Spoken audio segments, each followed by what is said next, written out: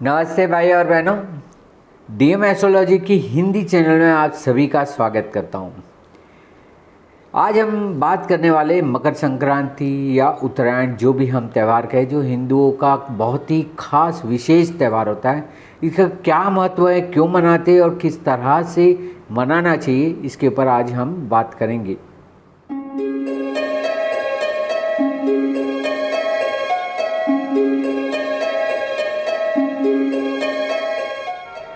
तो जानते हैं कि क्या है मकर संक्रांति और इसे उत्तरायण भी क्यों कहते हैं। अब देखिए, मकर संक्रांति का सीधा जो हिंदू धर्म का प्रमुख त्यौहार है, जो सूर्य के मकर राशि में प्रवेश करने को चिन्हित करता है। अब देखिए, सूर्य ये दो शब्दों का बना हुआ है। मकर, मकर का मतलब तो मकर राशि है, और संक्रांति, संक्रांति का मतलब होता है सहक्रांति। सह का मतलब होता है साथ में, और क्रांति का मतलब होता है प्रकाश। संक्रांति का मतलब होता है प्रकाश के साथ प्रवेश करना। सो वैसे इसको उपमा दी गई है सूर्य से।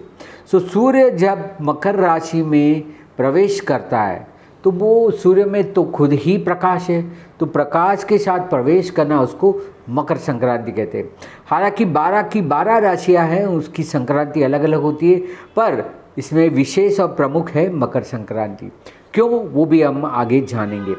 और इसके साथ साथ इसको उत्तरायण भी कहते हैं, क्योंकि सूर्य की गति अब उत्तर की ओर चलती है। सो उत्तर की ओर सूर्य का जब गमन होता है, गति होती है, ये 7 दिनों के लिए लंबे होने की शुरुआत होती है। इससे दिन बड़े होने चालू होते हैं। इसलिए दक्षिणायन में कोई कार्य नहीं करते, क्योंकि उस समय पे दिन छोटे और रात बड़ी होती है। और हम मानते हैं कि दिन जो होता है वो शुभ कार्य के लिए होता है, और रात होती है वो शुभ कार्य के लिए नहीं होती, इसलिए हम सो जाते हैं। तो ये उत्तरायण भी होता है, क्योंकि सूर्य उत्तर की ओर प्रवेश करता है, और उत्तर की ओर, उत्तर के अयन, अयन का मतलब होता है सूर्य का मार्ग। सो सूर्य का मार्ग उत्तर की तरफ जाने पे ये अंधकार से प्रकाश की तरफ भी जाता है। तो इससे के अच्छे दिन की शुरुआत होने का संकेत दिया जाता है। इसे भारत और दुनिया भर में भारतीय समुदायों के द्वारा बड़े धूमधाम से मनाया जाता है। और यह मकर संक्रांति का जो त्यौहार होता है, वैसे नहीं है कि सिर्फ एक ही क्षेत्र से है, ये पूरे भारत में अलग अलग तरीके से मनाया जाता है। अब मकर संक्रांति है, उसका गहरा धार्मिक और ज्योतिष महत्व है। ये ब्रह्मांडीय शक्तियों को और मानव जीवन के बीच संतुलित का प्रकार, एक बड़ा सा प्रतीक है। ब्रह्मांड की मतलब कि जो सोलार सिस्टम में जो एक एनर्जी रहती है, उसको हमारे मानव जीवन को देने के लिए, ब्लेसिंग पाने के लिए ये एक दिन होता है। सो इसके महत्व इस तरह से भी हम जान सकते हैं। इसमें बहुत सारे रिवाज और प्रथा भी जुड़ी हुई है। सो मकर संक्रांति पूरे भारत में विविध रीति रिवाजों और परंपरा के साथ मनाई जाती है। और यह दिन होता है आभार का, क्योंकि हमें सूर्य जो देता है बिना कुछ लिए, वो हमें देता ही रहता है। ये प्रकृति का सबसे बड़ा एक संकेत है हमारे लिए। नवीनीकरण, क्योंकि नई ऊर्जाएं यहाँ से बहनी चालू होती है, और आध्यात्मिक विकास, ये सारी चीज़ें से प्रेरित यहाँ पे ये दिन होता है। इसलिए इस दिन का बहुत बड़ा महत्व हमारे हिंदू धर्म में, हिंदू त्योहारों में है। सबसे पहले जानते हैं कि मकर संक्रांति है कब। कभी ये 14 जनवरी को आती, कभी 15 जनवरी को आती। इस साल 2025 में मकर संक्रांति मंगलवार 14 जनवरी के दिन यह है।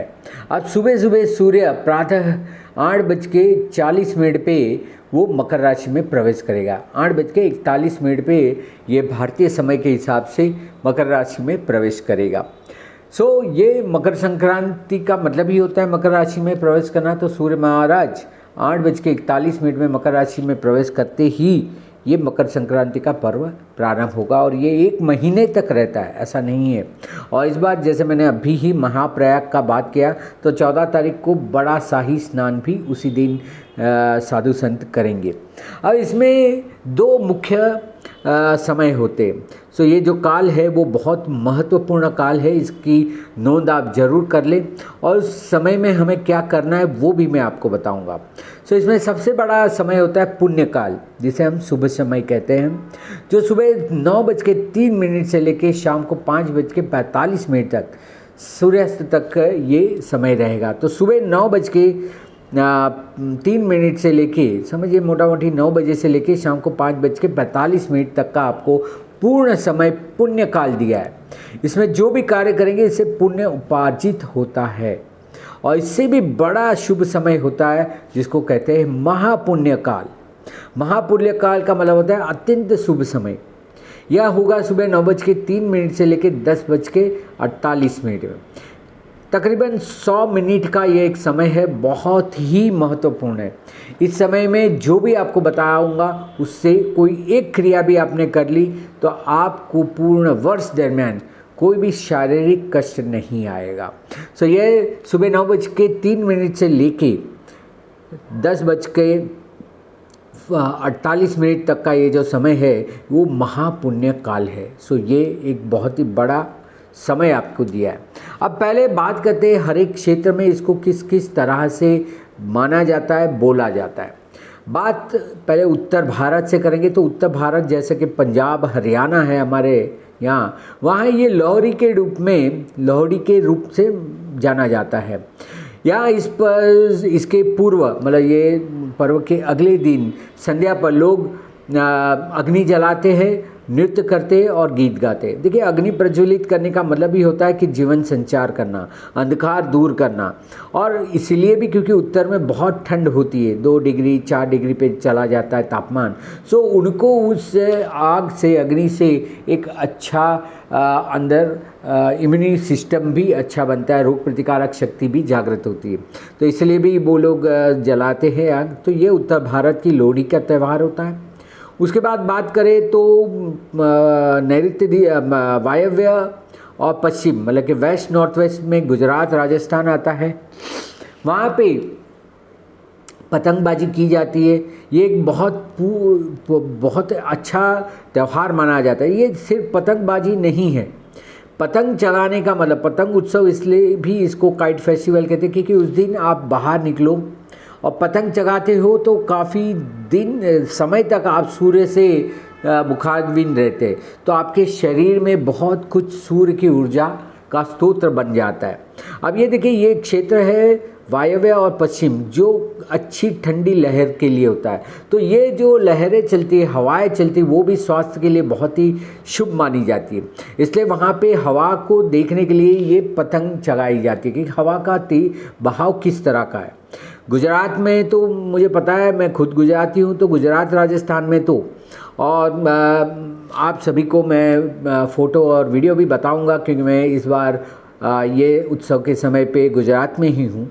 तो गुजरात में और राजस्थान में सुबह 4-5 बजे ये लोग छत पे चले जाते हैं मकान की या अपने बंगलों की और पतंग चगाना चालू करते पूरा दिन, रात को 12-11 बजे तक, क्योंकि रात को भी वो कंडील चगाते मतलब कि दिए वाला जो पतंग होता है वो लगाते, बड़ा अच्छा समय होता है।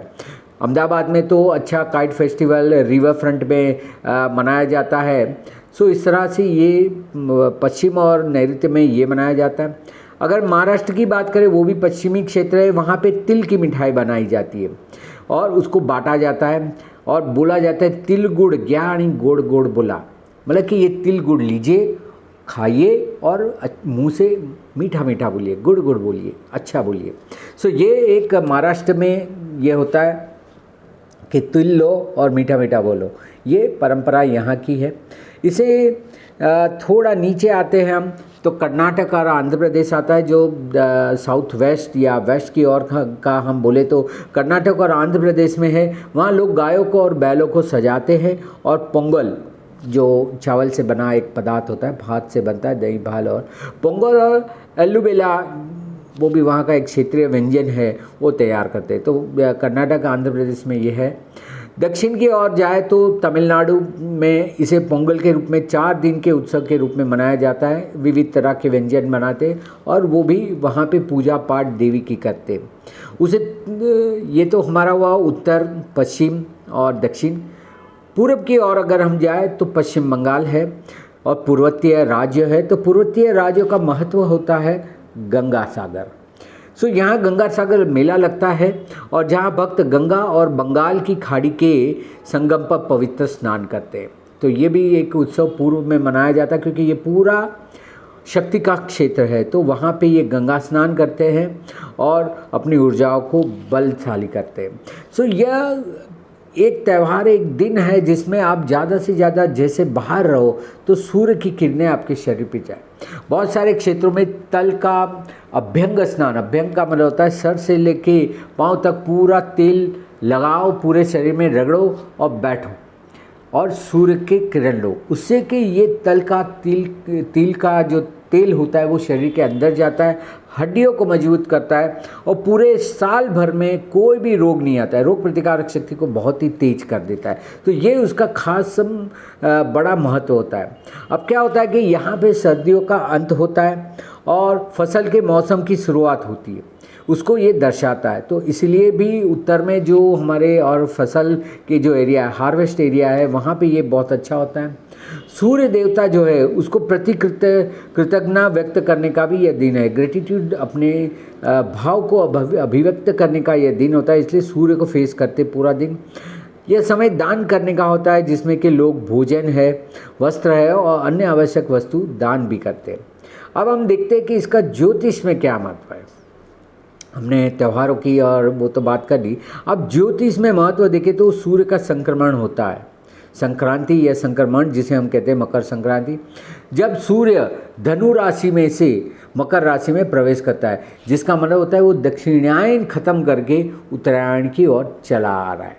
सो दक्षिणायन जो हम कहते हैं कि कोई भी शुभ कार्य के लिए वर्ष है और उत्तरायण में सारे देवता के कार्य करने चाहिए, तो वो कार्य का आरंभ यहाँ पे चिन्हित करता है।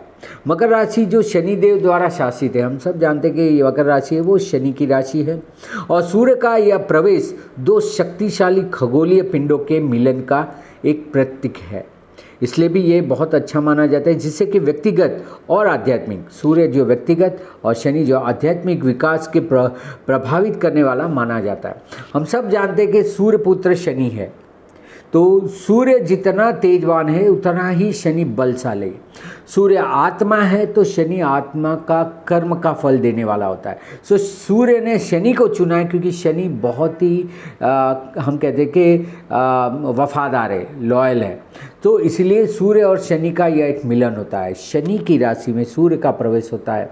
तो इसलिए अब ये उत्तरायण भी है, उत्तरायण पे भी चलना लगा, दक्षिण से उत्तर की ओर चलने लगा, मकर राशि में प्रवेश हुआ। तो इस तरह से बड़े संयोजन इस समय पे होते। इसको प्रकाश का मार्ग तो कहते ही है, जैसे मैंने कहा कि उत्तर दिशा है, उत्तर अयन की तरफ चलना चालू करता है, इसलिए उत्तरायण कहते हैं। सूर्य के भ्रमण के मार्ग को अयन कहते हैं। बहुत सारे नए ज्योतिष है शायद उसको अयन का मतलब तक नहीं पता होता है। और अयनांश जो नीयन में काम नहीं करते, इसलिए सायन है उसको कहते हैं सह अयन, जिनके हिसाब से मकर राशि में सूर्य प्रवेश 22 दिसंबर को ही कर चुका है, पर हम नीरियन को मानते, नीर आयन जिसमें आयन का कोई प्रभाव नहीं। आज आयन हमारे 24 अंश तक पहुंच गए और कहा जाता है कि आज से 1600 साल बाद सायन और नीरियन पुनः एक हो जाएंगे। ये सूर्य के मार्ग का है। बहुत सारे ज्योतिषों को तो गणित में ये सारी चीज़ें आती ही नहीं है कि ये क्या होता है। सो ये भी एक उत्तरायण मकर राशि से शुरू होता है जो लंबे दिनों को और सूर्य के उत्तर की ओर बढ़ने का प्रतीक होता है। अब देखिए उत्तरायण में फ़ायदा क्या होता है, क्योंकि उत्तर दिशा को देखने में आपको क्या फ़ायदा है, क्या लाभ है। अब देखिए उत्तर दिशा को देखने से पैसा वगैरह नहीं मिलता है। मेरे वास्तु के वीडियो में भी मैंने कहा है कि उत्तर दिशा से पैसा नहीं आता है। उत्तर दिशा से आपके उत्तर आते, आपके उत्तर के ऊपर प्रकाश डाला जाता है। देखिए ये जवाब है, तो आपको जवाब मिलता है उत्तर, इसीलिए इसका बड़ा महत्व है। तो यह त्यौहार शीत संक्रांति से के अंत को और फसल के मौसम की शुरुआत के साथ मेल खाता है। तो इस तरह से ये फसल के लिए भी बहुत ही एक अच्छा समय है। सो हिंदू परंपरा में जो उत्तरायण को नया कार्य है, आध्यात्मिक अभ्यास है और अनुष्ठानों के लिए बहुत शुभ माना जाता है। तो इसीलिए भी ये सब कार्य इस समय पे करने चाहिए। और खेती लायक तो हम है ही, तो इसीलिए भी ये खेती के लिए भी एक बहुत महत्वपूर्ण होता है, जो एक महत्वपूर्ण कृषि का परिवर्तन भी देता है, इसलिए भी ये महत्वपूर्ण है। अभी धर्म के हिसाब से देखें तो सूर्य देव जिन्होंने सृष्टि की उत्पत्ति की है, तो सूर्य जीवन और ऊर्जा का स्तोत्र माना गया है, हम सब जानते हैं। और मकर संक्रांति सूर्य की उस शक्ति का उत्सव है जो पृथ्वी पर जीवन को बनाए रखती है। ये सब जो फूल छोड़ है वो कहाँ से शक्ति ऊर्जा पाते? सूर्य से। सूर्यमुखी उसका सबसे बड़ा प्रतीक है। जो भक्त सूर्य नमस्कार करते हैं, इस दिन सूर्य नमस्कार भी किए जाते हैं और सूर्य को जल जिसे हम अर्घ्य कहते हैं वो भी अर्पित करते हैं। अब देखिए, जल अर्पित करने का भी कारण यही है कि सूर्य तक ये नहीं पहुंचने वाला है। बहुत सारे लोग जो रेशनलिस्ट वो कहते हैं ये पानी व्यर्थ कर रहे हैं, पानी को डाल के सूर्य तक थोड़ी पहुंचने वाला नहीं, ये संज्ञानात्मक है, बड़ा गहरा रहस्य है इसमें। जब आप सूर्य को जल अर्पित करते हैं तो कम से कम 1 या 2 मिनट का वक्त लगता है और आपको कहा जाता है कि आप सूर्य का मंत्र जपें, गायत्री मंत्र जपें, आदित्य हृदय स्तोत्र जपें, ताकि आप एक लय में, एक फोकस में रहे। और आप कर रहे जल अर्पित और आँख बंद है तो सूर्य के किरण यहाँ पे आते आज्ञा चक्र पे, और ये आपकी शक्तियों को बहुत ज़्यादा प्रभावित करते हैं। रोज़ सूर्य को देखते ही प्रणाम क्यों करना चाहिए नतमस्तक हो गए? क्योंकि हम जब 2 आंख बंद करते हैं हमारी चक्षु को, तब तीसरा नेत्र खुलता है। तो दोनों आंख बंद करने पे यह नेत्र खुलता है और उसमें सूर्य के किरण प्रवेश कर जाते हैं। तो यह इसका सबसे बड़ा महत्व है। दान धर्म के लिए भी एक बहुत ही अच्छा उत्सव माना गया है कि मकर संक्रांति के दिन दान, जैसे कि भोजन है, वस्त्र है और अन्य आवश्यक वस्तुओं का दान करने से भी एक अच्छा समय मिल जाए। यह भी माना जाता है कि इस दिन किए गए पुण्य कर्म, जो अच्छे कर्म होते हैं, वो आपको आध्यात्मिक लाभ काफ़ी अच्छा देते हैं और आपकी स्पिरिचुअल जर्नी, आध्यात्मिक गति में भी अच्छा करते हैं। और जैसे मैंने आपको कहा गंगा स्नान का, तो तीर्थ यात्रा गंगा जो बंगाल की खाड़ी में संगम करती है, गंगा सागर जो है, पर पवित्र स्नान के लिए एकत्र हो ताकि पापों की शुद्धि और मोक्ष की प्राप्ति हो, ये भी एक है। भारत भर के अन्य कई नदियां हैं, इसमें उसमें भी आप स्नान कर सकते हैं, जैसे गंगा है, इसके अलावा गोदावरी है, कावेरी है, नर्मदा है, सिंधु है, बहुत सारी नदी है, सतलज है, किसी में भी कर सकते हो। और अगर आप पौराणिक संबंध भी मांगते हैं तो पौराणिक संबंध में भी यह है कि भीष्म पितामह, जब महाभारत का युद्ध में अर्जुन ने भीष्म पितामह को तीर मार के छलनी कर दिया था, उनका मृत्यु नहीं हुआ था क्योंकि उनको इच्छित मृत्यु का वरदान था। वो चाहते तो सारे अपने लगे हुए बाण को निकाल के फिर से जीवित रह सकते थे, पर उन्होंने ये नहीं किया। और महाभारत का जो भीष्म का प्रस्थान है, महाभारत के अनुसार भीष्म पितामह ने भी उत्तरायण का इंतजार किया था। वो भी 18 दिन तक इंतजार करके उत्तरायण के दिन उन्होंने अपना शरीर त्याग किया था। तो इसलिए वो भी एक बहुत ही अच्छा इसका माना जाता है कि भाई लोग अगर इस समय पे उन्होंने त्यागा, क्योंकि इस अवधि को मोक्ष प्राप्ति का भी एक आध्यात्मिक से महत्वपूर्ण दिया गया है। और अंधकार पर प्रकाश का भाई यह विजय होता है, क्योंकि यह त्यौहार अज्ञान जो अंधकार है इससे ज्ञान, मतलब कि दक्षिणायन से उत्तरायण की ओर आध्यात्मिक यात्रा का भी प्रवेश मार्ग है। और इस दिन अगर आप प्रकृति के चक्र को भी देखें तो प्राकृतिक शक्तियाँ और पर्यावरण के प्रति आभार व्यक्त किया जाता है, क्योंकि उससे ही हम जिंदा रहते हैं। विशेष रूप से जो पशु है, मवेशिया जिसे कहते हैं, और पृथ्वी के लिए जो कि कृषि समृद्धि में योगदान देते हैं। सो ये भी इसका महत्व है।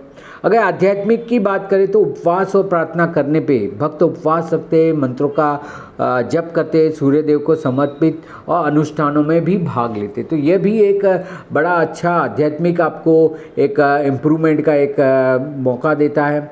पवित्र स्नान गंगा, यमुना, गोदावरी जैसी नदियों में आप स्नान कर सकते हैं, नर्मदा जैसी में, और आत्मा को शुद्ध करने के और पापों को धोने का प्रतीक होता है। अगर आप वहाँ तक क्षेत्र के तक नहीं पहुँच सकते तो मुझे पता है हर एक हिंदू के पास गंगा जल जरूर होगा या पवित्र तीर्थ का जल जरूर होगा। पवित्र तीर्थ का जल थोड़ा मिला दे गंगा आपके नहाने के पानी में, वो भी हो जाएगा।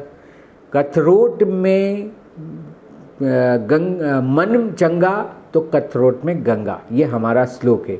अगर आपका मन पवित्र होगा तो जिस बाल्टी में और इसमें आप कथरोट में नहाते वो गंगा का प्रवेश हो जाता है। तो इस तरह से आप गंगा का पानी, पवित्र नदी का पानी भी मिला के स्नान कर सकते हैं। इस तरह से संतुलितकरण और नवीनीकरण भी इस समय पे होता है। जैसे सूर्य मकर राशि में प्रवेश करता है, वैसे ही व्यक्तियों को अपने व्यक्तिगत और आध्यात्मिक जीवन में भी संतुलन, स्थिरता और नवीनीकरण लाने के लिए एक प्रोत्साहित करते हैं। तो एंथुजियाज्म बढ़ता है, लोगों के अंदर एक नई शक्ति का संचार होना चालू होता है और यह मानवता को प्रकृति का सम्मान करने का और इसके साथ सामंजस्य पूर्वक सह अस्तित्व की याद दिलाता है कि हम साथ साथ बनेंगे। अगर वो बिगड़ेगा तो हमारा प्रकृति बिगड़ेगा, अगर वो प्रकृति बढ़ेगा, सुधरेगा तो हमारी प्रकृति भी, क्योंकि जैसे बाहर है ऐसे ही अंदर भीतर है। ये भी है। तो जीवन चक्र और इसकी प्रचुरता का यह उत्सव है, इसलिए भी ये प्रकृति से भी जुड़ने का एक बहुत ही अच्छा प्रभाव है। अब हम जानते हैं कि ज्योतिष के हिसाब से 12 राशियों को इससे क्या लाभ होने वाला है।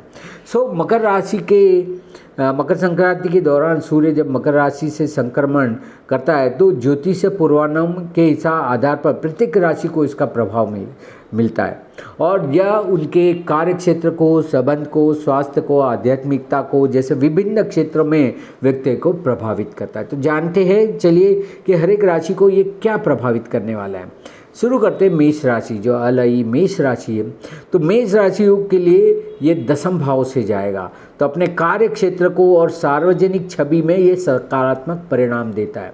तो अपने नाम प्रतिष्ठा पाने का भी एक बहुत अच्छा अवसर है और अपने कार्य क्षेत्र में कुछ नया करना, कुछ अच्छा करने का भी एक अवसर देता है। तो जो भी पेशेवर लक्ष्य है उस पर ध्यान केंद्रित करें और काम में अनुशासित दृष्टिकोण बनाए रखें। ये भी आपके लिए बहुत अच्छा होगा कि डिसिप्लिन में रहे, बराबर जो कार्य करना है वो कार्य में बराबर लग के काम करे, जरा भी इधर उधर ना करे। और इससे ये होगा कि आपका पदोन्नति हो सकता है और आपके क्षेत्र में पहचान के आपके अवसर बढ़ेंगे, कार्य भी बढ़ेगा, नाम प्रतिष्ठा भी आपकी बढ़ेगी और लोगों से पहचान भी बढ़ेगी। बात करते हैं वृषभ राशि वालों के लिए, तो इनके लिए 9वें भाव में ये संक्रमण होने वाला है। तो इससे इनको यात्रा जो धार्मिक यात्रा है उसके लिए बहुत अच्छा है। उच्च शिक्षा और आध्यात्मिक कार्यों के लिए, गुरु बनाने के लिए, गुरु पाने के लिए, गुरु प्राप्त करने के लिए बहुत ही अच्छा अवसर मिलता है। इनको नए उद्योगों में या सीखने के अवसरों पे को तलाशने में सोच समझकर जोखिम लेना चाहिए। मतलब कि जो भी कुछ नया सामने आता है तो गुरु का ज्ञान प्राप्त करने की बात ही करें, जिससे कि उनको शैक्षणिक और रचनात्मक प्रयासों में सफलता मिले और अपने गुरु के माध्यम से वो अपने लक्ष्य को प्राप्त करें, इसलिए उनके लिए महत्वपूर्ण है। अब मिथुन राशि की बात करें तो इनके लिए ये 8वें भाव से जाएगा। अब जो 8वां भाव है ये कोई बुरा नहीं है। 8वें भाव में है तो ये परिवर्तनशील का एक नियम है, तो इसका परिवर्तन और आर्थिक सुधार पे काफ़ी बड़ा प्रभाव होता है और अपने जीवन में ट्रांसफॉर्मेशन, बदलाव लाने के लिए, क्योंकि ये 8वां भाव होता है वो गुड़ रहस्य का है, तो अपने अंदर की ऊर्जा को पहचानने का ये बहुत अच्छा समय है। तो निवेशों में सतर्क रहे, जहाँ पे भी आप इन्वेस्ट कर रहे हैं वहाँ सतर्क रहे और संयुक्त वित्त का ध्यानपूर्वक प्रबंधन करें। मतलब कि जो भी आप साथ में साझा इन्वेस्टमेंट करते हैं, रुकान करते हैं, उसको ध्यानपूर्वक करें और इससे आपको विरासत में, अगर आपको कोई विरासत में लाभ मिलने वाला है उसमें भी फ़ायदा होगा और साझेदारी से भी लाभ होगा, मतलब कि लोगों के साथ रहने पे फ़ायदा होगा। अब कर्क वालों को बात करें तो ये उनके 7वें भाव से जाएगा, तो ये लग्न जीवन को, प्रेम को अच्छे से दर्शाएगा, क्योंकि यहाँ पे एक ऊर्जा, एक लाइट आने वाली है। इससे क्या होगा कि आपके संबंधों में सुधार और नई साझेदारी का विकास होगा। अगर आप नई अलायंस करना चाहते हैं, पार्टनरशिप वगैरह करना चाहते हैं तो बड़ा अच्छा है। इसके लिए आपको प्रियजनों के साथ संबंध मजबूत करना होगा और सहयोग के लिए खुले रहे। जहाँ कहीं पे भी हेल्प हो सके तो हेल्प करे या हेल्प ले, मदद ले, मतलब कि सहयोग के लिए खुले रहे, चाहे लेना है या देना है। इससे ये होगा कि व्यक्तिगत और पेशेवर संबंधों में आपको सामंजस्य होगा, सामंजस्य बनी रहेगी, एक अच्छा बैलेंस बना रहेगा। यही सिंह राशि वाले के लिए बात करें तो ये 6वें भाव से जाएगा, तो आपको स्वास्थ्य के लिए सतेज रहना है। तो यह आपके स्वास्थ्य और दैनिक दिनचर्या पर ध्यान रखने का समय है। तो पूरे महीने आप अपनी दिनचर्या को देखें, एक अच्छी डिसिप्लिन मेंटेन करें, ताकि आपके शरीर में जो कुछ भी बिगड़ा हुआ है वो अपने आप सूर्य के माध्यम से रोग प्रतिकारक शक्ति बना के बढ़ने लगे, अच्छा होने लगे। सो अनुशासित जीवन शैली रखें, डिसिप्लिन रखनी पड़ेगी, और स्वास्थ्य से संबंधित चिंताओं का समाधान करें। अगर कुछ भी है तो बोल दे, बता दे, डॉक्टर को बता दे, ताकि उसका कोई इलाज हो पाए। तो इससे आपको बेहतर उत्पादकता और शारीरिक स्वस्थता मिलेगी। तो आप अच्छे से कार्य क्षेत्र को भी बना सकते हैं और अपने स्वास्थ्य को भी बना सकते हैं। तो ये जरूर करना चाहिए। बात करें कन्या राशि वालों के लिए, तो ये पंचम भाव में ये क्रिया होने जा रही है। तो इससे आपके अंदर जो उच्च अभ्यास की गति है, प्रेम है, रचनात्मकता है, रुचियाँ है में सकारात्मक विकास होगा।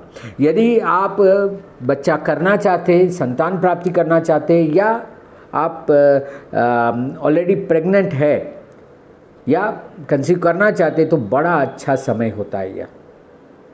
सो इससे आपके संबंध भी बढ़ेंगे। बच्चों के लिए जो आप प्रयास कर रहे हैं, बच्चे हैं तो उनके लिए जो प्रयास कर रहे हैं उसमें एक अच्छा होगा, और उसको पोषित करें, संबंधों को अच्छे से पोषित करें और कलात्मक गतिविधियों का अन्वेषण करें। मतलब कि इसमें जो जो कोई नई रुचियां है उसको करें, इससे आपको खुशी मिलेगी और आत्मा में अभिव्यक्ति की वृद्धि होगी। सो आत्मा में भी वृद्धि होगी, सेल्फ कॉन्फिडेंस बढ़ेगा, और साथ साथ में अभिव्यक्ति, उसको एक्सप्रेस करने का आपको अच्छा एक अवसर मिलेगा। बात करते वही तुला राशि वालों के लिए, तो तुला राशि वालों के लिए चतुर्थ भाव से जाएगा, जो सुख स्थान भी हम कहते हैं। तो चतुर्थ भाव से ये जाने वाला जो ग्रह है, तो इससे ये होगा कि पारिवारिक मुद्दे हैं और गृह जीवन पर खास ध्यान करना चाहिए। चाहे आपको घर लेना है, गाड़ी लेनी है, या सुख के कोई भी साधन लेने, तो इसके लिए एक अच्छा समय है। जो भी घरेलू समस्या है उसको हल करें, और संपत्ति या गृह सुधार में निवेश करें। चाहे रिनोवेशन करना है या घर में बदलाव लाना है, घर बदलना है, तो बड़ा अच्छा अवसर। इससे ये फायदा होगा कि परिवार में स्थिरता और शांति प्राप्त होगी। तो ये आपके लिए बहुत ही अच्छा अवसर है।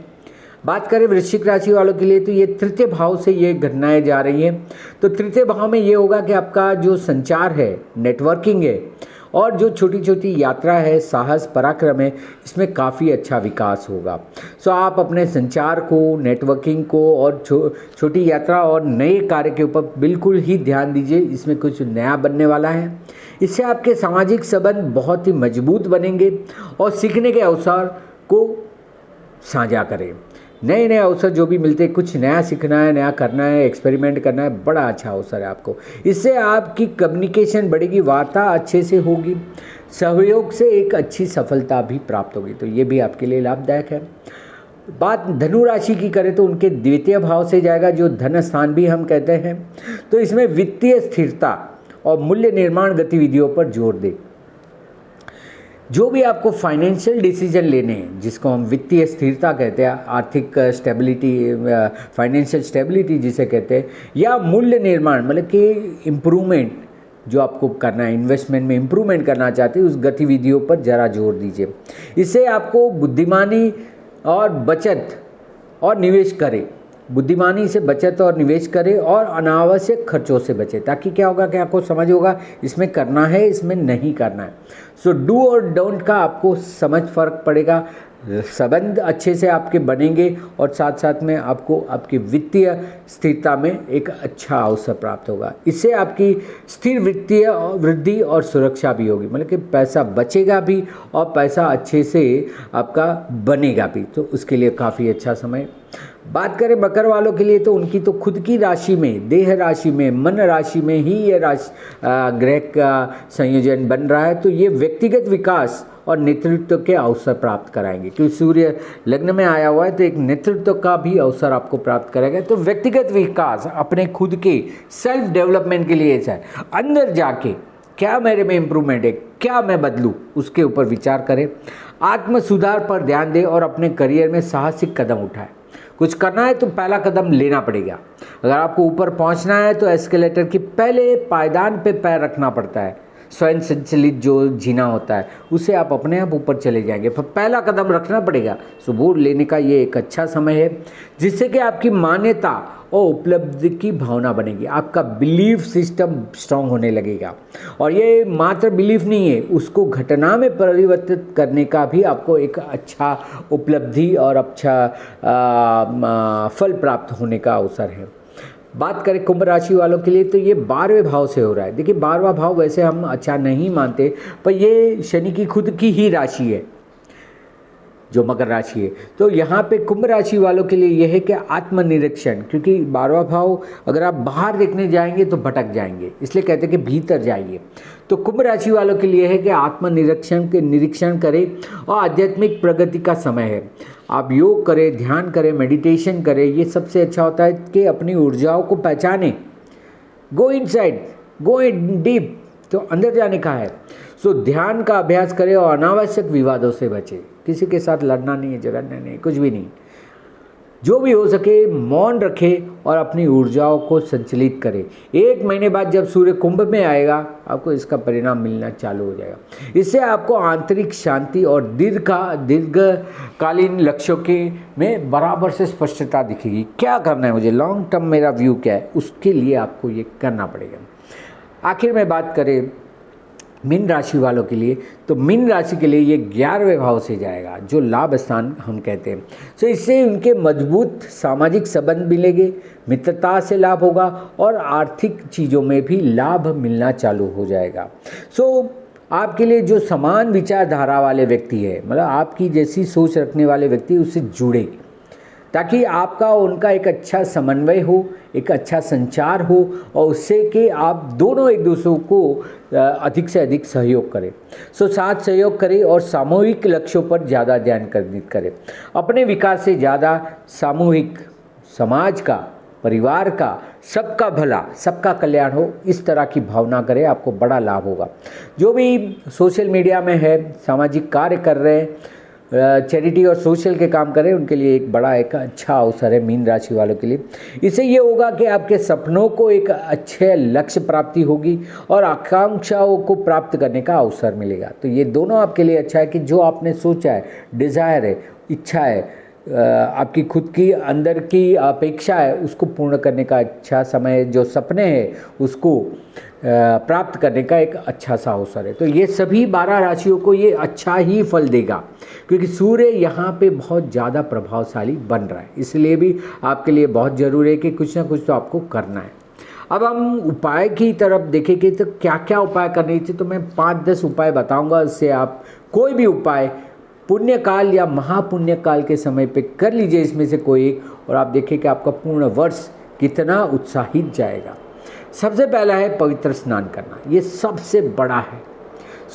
जैसे कि गंगा, गोदावरी, यमुना जैसी पवित्र नदी में मैंने बोला कि आप स्नान करें, आत्मा को शुद्धि करने के लिए और पाप धोने का ये विश्वास रखा जाता है। नहीं तो उस पानी को आपके स्नान के पानी में मिला दीजिए और फर्क देखिए। ये सुबह सुबह करना चाहिए, जो पुण्यकाल मैंने आपको बताया उस समय पे करना चाहिए। यदि नदी में स्नान करना संभव ना हो तो घर पर गंगा जल का भी मिलाकर स्नान करें, यह भी वही फल देगा।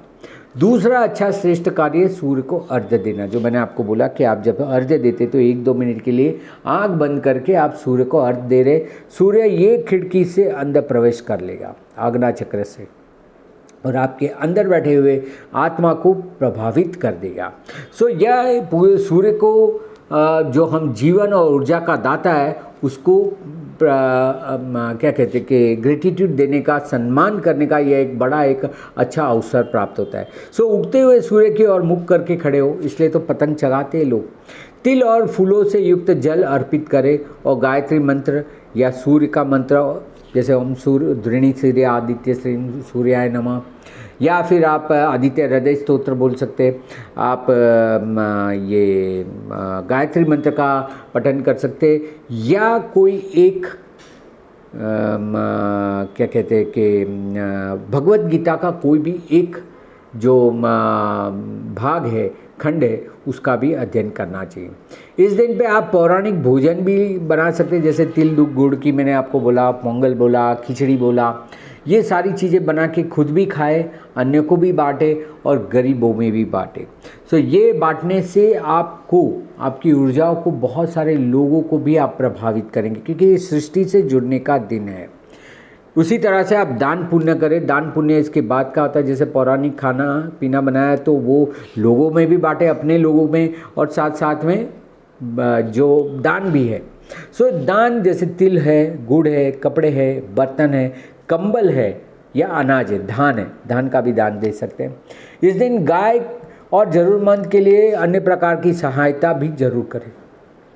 गाय को खिलाए या गाय का दान भी कर सकते हैं। इसमें मंदिरों में है, गरीब समुदाय या किसी ज़रूरतमंद है उसको दान जरूर देना चाहिए। पतंग जगाए, देखिए ये कोई हंसी मजाक की चीज़ें नहीं है, ये कोई ऐसे ही आवारागर्दी नहीं है, पर इससे भी पूरे दिन आपको सूर्य की ऊर्जा मिलेगी। सो यह गतिविधि सूर्य के मकर राशि में होने से खुशी और एकजुटता को भी बढ़ाता है। स्थानीय उत्सवों में भाग ले, जिससे खास करके जैसे मैंने आपको कहा गुजरात, राजस्थान, महाराष्ट्र में भी ये सारी चीज़ें परंपराएं के हिसाब से करते हैं। पशु की पूजा इस दिन की जाती है। गाय और बैलों को हार और हल्दी से सजाते हैं लोग, उन्हें गुड़ और हरी घास का चारा भी खिलाते हैं, क्योंकि ये प्रकृति के सबसे करीब है। कृषि और आजीविका के योगदान के लिए पशुओं के प्रति आभार व्यक्त करने का दिन है। सो यदि गाय मिलती है आपको या बैल मिलते जो हल चलाते, तो उनकी पूजा, उनको नमन जरूर किया जाए। परिवार के साथ एकत्रित होकर सांस्कृतिक गतिविधि में भाग ले, ये भी एक अच्छा है। जैसे मैंने लोहड़ी कहा और पतंग का किया। दीप जरूर जलाए या उलावा करना, जैसे मैंने कहा कि अंधकार को दूर करने के लिए, दक्षिणायन से उत्तरायण जाने के लिए भी जो गर्माहट की शुरुआत का प्रतीक है उसको भी करें। शाम को दीपक जलाए या उलावा जलाए, विशेष रूप से उत्तर भारत में जैसे लोग लोहड़ी जलाते हैं। शास्त्रों का पठन जरूर करें, जैसे मैंने आपको कहा कि आध्यात्मिक जागरूकता और दिव्य ऊर्जाओं से जुड़ाव का बढ़ावा करता है, इसलिए भगवत गीता या सूर्याष्टकम का पाठ जरूर करें। सूर्य देव को समर्पित मंत्रों का जाप करें, गायत्री मंत्र का जाप करें, जो भी आपको है। और आखिर में कुछ नहीं कर सकते तो उस दिन उपवास जरूर करें। देखिए, उपवास करने से बहुत सारे लोग कहते हैं कि मेरे भूखे रहने से लोगों को क्या फ़ायदा होगा, पर जब हम उपवास करते तब हमारे सारे जो चक्र है वो एक लाइन में आ जाते, क्योंकि उस दिन भोजन नहीं करना है, तो सारे जो इंद्रियां है वो सुस्त होने चालू होती है और वो अपनी अलाइनमेंट में आ जाती है। पेट में जो सबसे बड़ा चक्र है वो शांत रहने पे आपको, मतलब कोई खाना पीना नहीं है तो सिर्फ पूरा दिन सूर्य को देख के भी, सूर्य की ऊर्जा से भी आपके शरीर में बहुत सारी ऊर्जा आएगी। अब आप खाए पिए हैं और साथ में बाहर से ऊर्जा भी आएगी तो वो इतना कार्य नहीं करती। अगर भूखे रहेंगे तो सूर्य की ऊर्जा सबसे ज़्यादा तेज आपके शरीर में असर कर सकती है।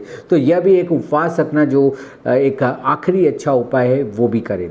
और या तिल गुड़ खाए भी, सिंग भी बहुत सारे लोग खाते हैं, रेवड़ियाँ खाते हैं इस दिन, उससे आपके शरीर में बहुत सारे तेल, ऑयल जो है वो अंदर जाता है, जो ऊर्जा का निर्माण करता है पूरे साल भर के लिए।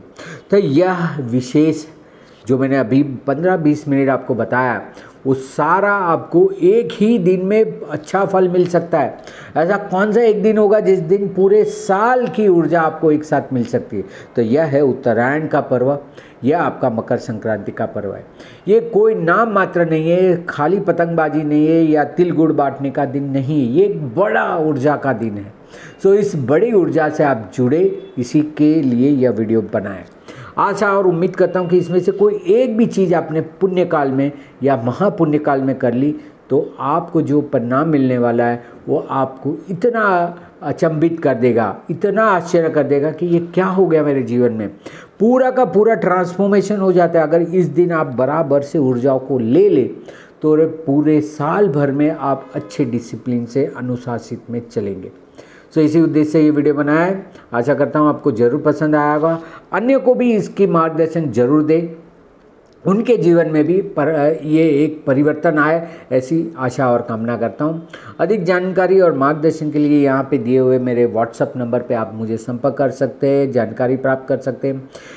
मेरा फेसबुक और इंस्टाग्राम में है पेज धर्मेश मेहता या DMS एस्ट्रोलॉजी, वहाँ पे भी मैं अलग अलग तरह के वीडियो वगैरह डालता रहता हूँ या महत्व आर्टिकल वगैरह डालता हूँ, जिससे कि आप अधिक लाभ प्राप्त कर सकते हैं।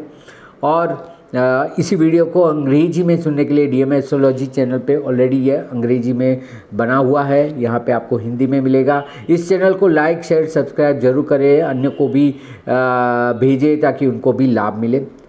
तो इसी के साथ अन्य अच्छे विषय के लिए आगे जरूर आऊँगा आपके पास और अधिक से अधिक माहिती दूंगा। धन्यवाद, नमस्कार।